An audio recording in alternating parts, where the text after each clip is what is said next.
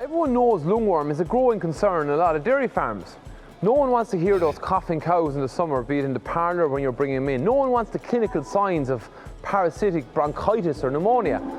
It affects performance and profitability, so we need to get better at controlling it. We have traditional options, and I'm going to talk about them, but there is other options for farmers out there who want to get a handle on and control lungworm in their herds. Traditionally, we'd have controlled worms, particularly with the use of anthelmintics or wormers. In lactating dairy cows, the challenge is there's only one product licensed, which is epinamectin. Now, we can use a pour-on or injectable, but they all contain the same active ingredient.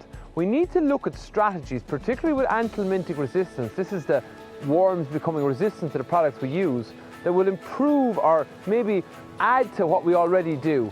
And on farms that are using a lot of worm dosing in their lactating cows, they need to consider the idea of vaccination. Now, it does require planning, and it's farm specific, and you need to work with your vet. But for farms struggling with lungworm control, for the next generation and generations to come, I feel lungworm vaccination is a real option to help us in that.